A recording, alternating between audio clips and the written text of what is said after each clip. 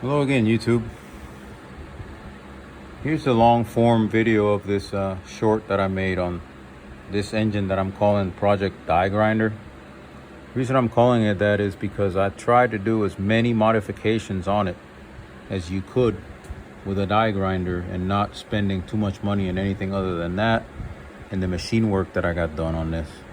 So it's got world product heads on it, and I ported them myself. Here's the exhaust. I can't show you the intake, but that's the exhaust porting on it. Hopefully it picks up. I did some combustion chamber work on this head, 30-degree back cuts on the valve. I'll link some videos on the description that will show you the work that was done to the combustion chamber. I also have I'm gonna show you guys the intake on it. I got a straight shot pretty much going into the intake manifold. It's got 24-pound injectors. It's got an E303 Ford Motorsports cam. As you guys know, that cam is a street cam that was built by Ford Motorsports, one of the first ones that they built. It's got 282 degrees of duration from seat to seat, 110 degrees lobe separation angle, with 1.7 roller rockers, which is what these guys are. It's 529 lift. I ported the Cobra intake on it. Came with a Cobra intake. I bought the car with it already, and it's not ported all the way in there. I went ahead and got a long shank die grinder that will get me down further, and I bought some more abrasives that will get me in there better. I can't wait to get this thing running.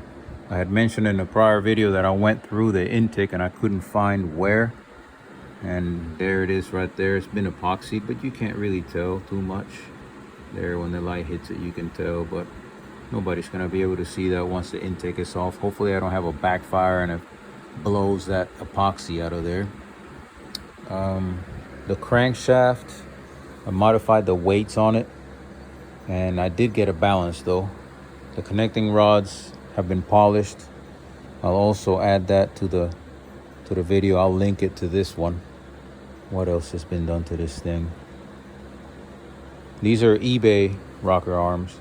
I believe I'm gonna have to get longer studs, because I don't know if you guys can see that, how far down the lock goes in it.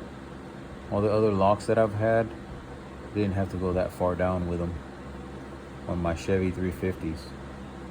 What else does this thing have? It's got ported long tube headers. I believe they're BBKs. I'm not really sure. It doesn't have anything on them. These injectors were all clogged, and I just put a battery to them and ran a carburetor cleaner through them. I seemed to clean them pretty good once I was done. I spent about 3 hours on just the injectors alone. This has been a labor of love. As you can see, I did oil mods too on the head and the block. I'll link that also to this video. This was done 2 years ago. It's got 40 thousandths off the head, but I believe the compression is going to be the same because I did so many extensive mods to the combustion chamber. I just thought I'd give you guys a little longer format video on it with more details. The springs have 270 pounds, despite the fact that when I bought them, it said that it had 300 pounds open. It only has 275 when I measured it. And that's basically it. I had to modify the valve covers to fit because these were so tall.